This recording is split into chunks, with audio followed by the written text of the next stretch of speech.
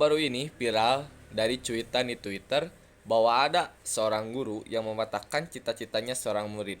Akun ini adalah akun dari seorang ayah bernama Bambang W yang menceritakan kisah anaknya yang bermula pada tahun 2002. Bambang menceritakan anaknya memiliki bakat bernyanyi sejak usia 5 tahun. Berbagai event pun telah diikutinya. Hingga pada kelas 5 SD, anak tersebut sempat mengikuti kontes idola cilik, meskipun kala itu belum lolos. Gagal atau berhasilnya seorang anak, ayahnya selalu memberikan penghargaan pada anak tersebut. Namun, masalah ini muncul pada tahun 2010 saat itu anaknya sedang duduk di bangku SMP. Saat pembelajaran, guru menanyakan tentang cita-cita mereka. Seluruh anak menjawab cita-cita pada umumnya, seperti yakni dokter, pilot, guru, dan lain-lain. Sampai giliran anaknya, ia menjawab penyanyi. Sontak guru menjawab, "Nak, cita-cita itu yang benar, seperti teman-temanmu loh." Sembari disambut tertawaan satu kelas. Mulai dari itu, anaknya selalu menjawab cita-citanya pengen jadi apa, pengen menjadi dokter. Guru pun menjawab, "Nah gitu dong, bagus kan? Cita-citanya masa cuman jadi penyanyi." Semenjak dari itu, anak tersebut tidak ingin mengikuti atau latihan bernyanyi karena tidak ingin mengecewakan gurunya. Semenjak itu, ia berubah cita-citanya menjadi dokter. Pada tahun 2016, anaknya menjadi seorang mahasiswa di Fakultas Kedokteran dengan perjuangan yang susah payah. Tapi, kondisi mentalnya semakin hari semakin memburuk hingga sering berhalusinasi dan ingin bunuh diri. Sehingga anak tersebut harus dirawat di psikiater. Menurut salah satu psikologi, yaitu Nurfi Laili, masih ada oknum-oknum guru yang berperilaku yang tidak semestinya. Hal itu tentu dipengaruhi oleh karakteristik guru sendiri. Dari kacamata psikolog, kepribadian anak juga mempengaruhi pada perkembangannya. Ada anak yang memiliki kepribadian yang cuek, ada anak yang memiliki kepribadian yang sangat peka. Pada kasus ini, anak memiliki kepekaan yang tinggi sehingga saat ketika orang terdekat menanyakan, misalnya guru, "Kok kamu ingin jadi penyanyi?" Serentak anak itu merasa terbebani karena seharusnya guru itu menjadi fasilitator dan menjadi seorang inspirator dan juga harus memahami karakteristik siswa sehingga tidak memberi dampak buruk bagi perkembangan anak. Kalau menurut Permendiknas, guru memiliki tupoksi untuk memahami karakter kepribadian, moral, dan karakter spesifik dari anak tersebut. Guru pun harus belajar macam-macam karakter anak sehingga dapat bisa aware. Dampaknya adalah anak kehilangan impiannya bahkan terganggu mentalnya. Kalau dari kasus tersebut, guru itu belum mencapai fungsi guru sebagai fasilitator atau sebagai inspirasi bagi muridnya. Kemudian langkah solutifnya adalah hubungan komunikasi yang baik antara orang tua dan guru agar saling mengerti satu sama lain tentang keinginan anaknya. Kemudian, pendidik juga harus memahami tugas dan tanggung jawabnya sebagai guru, yakni memfasilitasi, membimbing, dan mengarahkan jalur impian anaknya, serta memberikan ruang diskusi, opsi, serta resiko terhadap keinginan anaknya. Untuk mencapai impian anaknya, orang tua dan guru harus memiliki komunikasi yang baik sehingga bisa memberikan perkembangan ke depannya buat anaknya untuk mencapai cita-cita anaknya. Bukan seperti pada kasus ini, seorang guru mematahkan cita-citanya yang ingin menjadi penyanyi karena dibandingkan dengan temannya yang memiliki cita-cita yang mungkin dibilang lebih baik gitu, seperti guru, dokter, pilot. Seharusnya guru tidak seperti itu. Seharusnya guru harus menghargai apa yang menjadi keinginan seorang anak tersebut, seperti yang ingin menjadi penyanyi. Guru harus memberikan motivasi, dukungan, memberikan bantuan agar anak tersebut semakin percaya diri untuk mengejar cita-citanya. Berita yang cukup viral di media sosial yakni masuk sekolah pada jam 5 pagi di Nusa Tenggara Timur. Dalam pernyataannya, Gubernur Nusa Tenggara Timur yakni Victor disampaikan pada pertemuan dengan sejumlah guru serta kepala SMA dan SMK di Kota Kupang.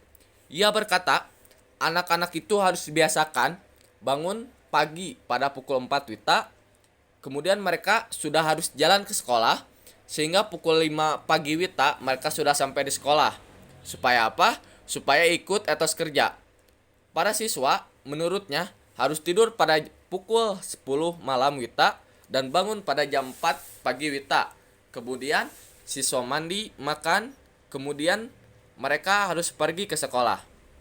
Hal ini disampaikan saat berkunjung ke Disdikbud di NTT dan Kepala Disdikbud NTT Linus Lusi membenarkan penerapan aturan masuk sekolah pada jam 5 pagi di NTT. Terkait aturan tersebut, Kepala Disdik buka suara. Alasannya ialah dalam rangka upaya meningkatkan mutu pendidikan yang layak.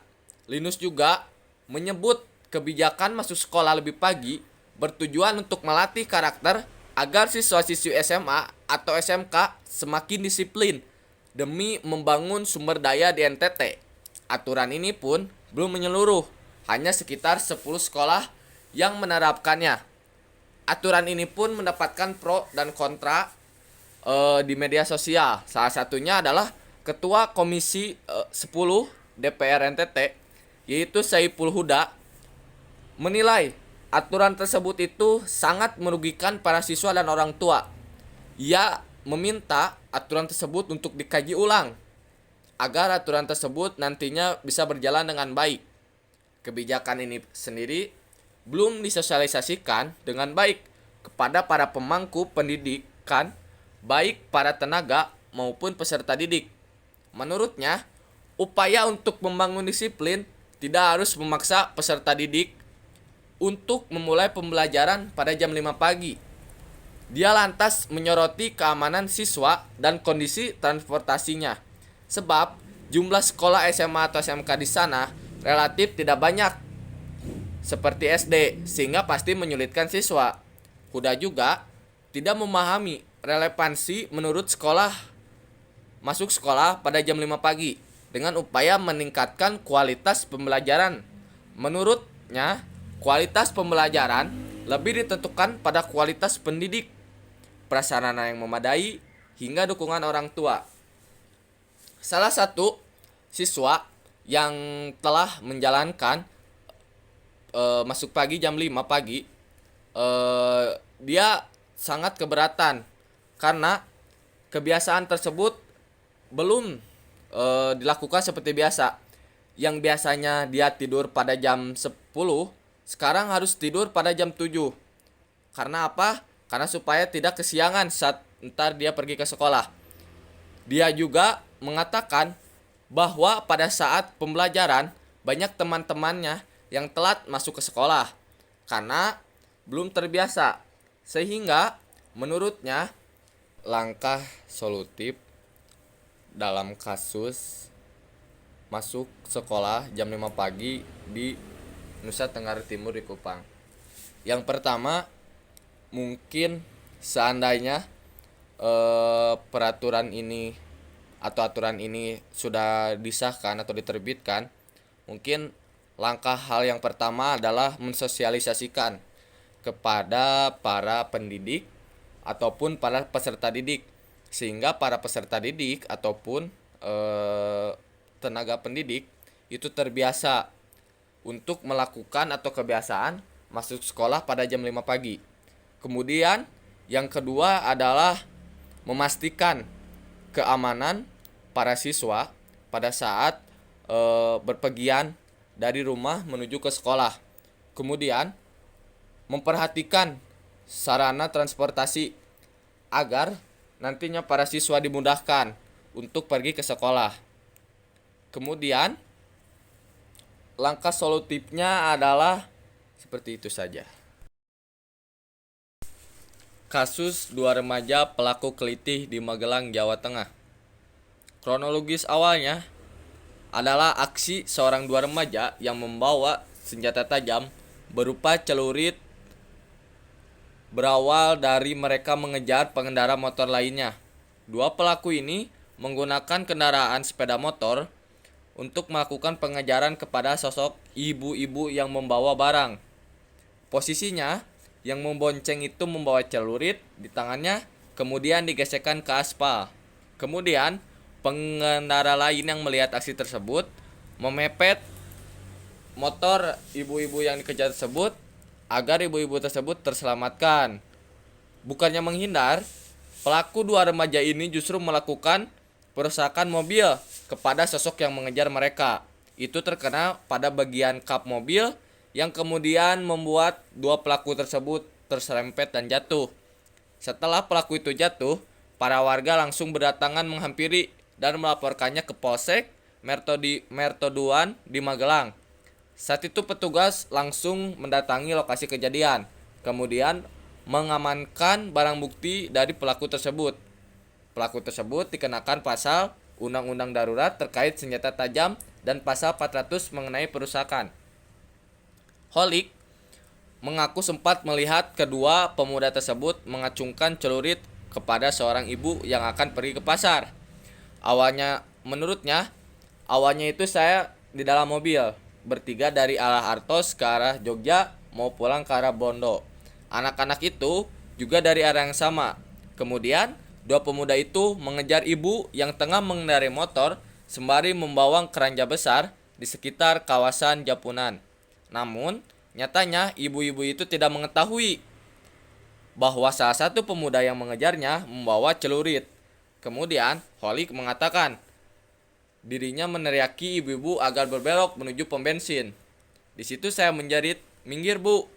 Masuk ke pom bensin, ibunya belum sempat kena celurit. Di situ saya langsung mengejar pelakunya, menabrak motor pelakunya sehingga jatuh terserempet pada yang beredar di video tersebut. Kemudian Holik langsung pergi ke polsek untuk menyerahkan bukti saat dirinya mengejar kedua pelaku tersebut. Sungguh di luar konteks bahwa pelaku tersebut ialah adalah salah satu siswa SMK di Magelang berinisial AK berusia 17 tahun dan RO berusia 17 tahun. Ketua Polsek pun mengungkapkan bahwa kejadian tersebut sedang diurusi oleh kepolisian. Mengapa kasus ini terjadi? Karena menurut kepolisian mereka melakukan ini karena iseng. Iseng sendiri di sini seperti kita ketahui bahwa banyak pemuda-pemuda yang sering melakukan tersebut. Mungkin bahasa sekarangnya itu pingin gaya tanpa mereka memikirkan sebab akibat dari kelakuannya tersebut. Faktor-faktor yang membuat kasus tersebut ini bisa terjadi, yang pertama kurang pengawasan dari orang tua ataupun mereka membebaskan para anak-anaknya untuk melakukan apa yang ingin dia mau. Kemudian faktor yang lainnya adalah lingkungannya, termasuk temannya. Karena hal yang biasa ini terjadi adalah dikarenakan ada faktor teman. Karena waktu saat biasanya mereka melakukan hal ini karena diajak dan mereka melakukannya. Mungkin karena bisa dibilang kayak tadi, mungkin karena gaya. Kemudian langkah solutif dari kasus tersebut adalah yang pertama, orang tua memberikan pengawasan yang ketat terhadap anaknya. Kemudian orang tua juga memberikan mungkin sedikit punishment kepada anaknya seperti tidak boleh keluar pada saat malam atau mensita motor tersebut kecuali anak tersebut sudah memiliki SIM. Kemudian para pendidik di sekolahnya ataupun para guru memberikan atau mensosialisasikan tentang bahayanya melakukan kasus tersebut seperti yang di video tersebut membawa celurit. Hal yang tersebut dapat membahayakan membahayakan bagi dirinya sendiri ataupun bagi para eh, orang yang dikejarnya gitu. ChatGPT dan disrupsi peran guru. Tidak bisa kita pungkiri, kemajuan teknologi membuat kita memudahkan dalam menyelesaikan urusannya. Salah satunya menyelesaikan tugas. Ya, belum lama ini muncul aplikasi ChatGPT yang memudahkan manusia untuk menyelesaikan pekerjaannya. Sebagian lain menganggap ChatGPT adalah pengaruh peran robot di kehidupan kita sehari-hari, khususnya di dunia pendidikan. Dampaknya bisa membuat mendistrupsi peran guru. Saat hadirnya ChatGPT membuat kekhawatiran banyak pihak. Kekhawatiran ini dilandasi dengan generasi kita, generasi Gen Z yang sering ingin apa-apanya instan. Pola hidup generasi Gen Z yang ingin serba instan membuat ChatGPT ini sebagai jalan pintas untuk menyelesaikan tugasnya. Sehingga dunia pendidikan ini hanya sebagai sarana labelitas. Guru sudah tidak dipandang lagi sebagai panutan, melainkan ChatGPT lah sebagai tempat untuk menyelesaikan tugas. Pengaruh yang diimpor ChatGPT ini terhadap dunia pendidikan secara merta tidak langsung mendistrupsi peran guru. Contohnya, di luar negeri saja guru telah menghilangkan PR dengan membaca buku, dengan menggantikannya mengerjakan tugas di sekolah melalui tulisan tangan dan dipantau oleh guru. Kemudian agaknya kita harus sepakat untuk mengukuhkan kembali relasi pondasi berdasarkan konstitusi dalam sistem pendidikan kita. Dalam hal ini kita bahwa sistem pendidikan kita itu jauh dari nilai-nilai konstitusi.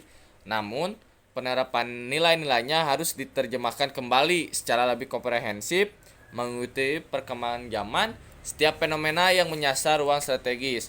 Karena nilai luhur bangsa ini amat sangat ideal bila dijadikan pondasi utuh yang penerapannya menyeluruh. Dalam sistem pendidikan, kita harus menyasar ke semua objek, tidak hanya bagaimana pembentukan karakter dan perilaku murid, namun juga peran tenaga pengajar yang menjadi pelaksana sarana prasarana lembaga pendidikan.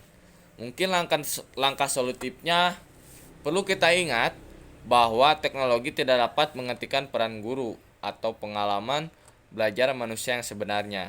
Oleh karena itu, penggunaan ChatGPT di dunia pendidikan ini harus dipertimbangkan dengan hati-hati dan disesuaikan juga dengan kebutuhan para siswa serta penggunaannya harus diawasi. Rendahnya motivasi belajar siswa dipengaruhi oleh kemajuan teknologi. Perkembangan teknologi yang pesat membawa dampak perubahan yang besar. Digitalisasi membuat segala pekerjaan menjadi lebih mudah. Maka dari itu, teknologi selalu ada dalam bidang apapun bagi kebutuhan manusia. Dalam bidang pendidikan, salah satu kunci keberhasilannya adalah proses pembelajaran. Tujuan sederhana dalam proses pembelajaran adalah membuat mereka yang tadinya tidak tahu menjadi tahu. Dalam proses pembelajaran juga, guru sebagai pengajar atau menjadi subjek dan peserta didik menjadi objeknya. Proses pembelajaran akan berhasil apabila terjadi interaksi yang baik. Guru menyampaikan materi dengan baik dan peserta didik memahaminya dengan mudah. Salah satu contoh rendahnya motivasi belajar siswa dipengaruhi kemajuan teknologi adalah buku. Buku yang biasanya kita gunakan sebagai sumber alat untuk belajar sekarang sudah menurun untuk digunakan karena banyak dari siswa mereka menggunakan sumber belajar itu dari internet karena internet sekarang sudah maju gitu, segala ada gitu. Kemudian kemajuan teknologi memang terasa membawa dampak yang begitu positif dalam dunia pendidikan. Namun nyatanya hal itu justru mampu untuk memengaruhi motivasi belajar pada siswa. Motivasi pada siswa dapat menurun dengan adanya teknologi ini. Contohnya pada pembelajaran daring. Perkembangan teknologi ini dapat sangat menurun motivasi siswanya. Di mana pembelajaran daring yang sangat bergantung pada teknologi tersebut malah membuat motivasi peserta didik atau siswa menurun. Hal itu terlihat pada berkurangnya kedisiplinan pada murid saat pembelajaran daring. Kemudian keterlambatan pengerjaan tugas yang diberikan dan respon mereka terhadap materi yang diajarkan. Hal itu menunjukkan bahwa meskipun pembelajaran sudah menggunakan teknologi, tapi tidak semua peserta didik kemudian menggunakan teknologi untuk kepentingan pendidik. Salah satunya adalah meningkatkan penggunaan media sosial. Media sosial menjadi salah satu produk dari kemajuan teknologi yang begitu diminati oleh banyak orang dari berbagai kalangan. Itulah hal yang membuat para peserta didik menurun motivasinya. Peserta didik akan malas untuk belajar, mengerjakan tugas, atau bahkan hanya sekedar mencerna materi yang diajarkan. Mungkin langkah solutif untuk kasus ini yang pertama adalah kita mengerti urgensi tujuan belajar. Jadi dalam saat kita pembelajaran, kita sebagai murid harus ingat tujuan kita belajar itu adalah untuk menuntut ilmu. Ketika dengan datangnya teknologi begitu pesat, banyak yang sekali kita menurun rasa belajarnya. Mungkin di sini salah satu fungsi guru adalah mengingatkan kembali fungsi belajar sehingga bisa meningkatkan kembali berkurangnya motivasi untuk belajar. Yang kedua, mungkin dari sudut orang tuanya untuk bisa mengawasi atau membatasi penggunaan teknologi pada peserta didik agar peserta didik bisa kembali lagi fokus untuk belajar dan mengurangi hal yang berbau-bau teknologi seperti bermain game dan lain-lain.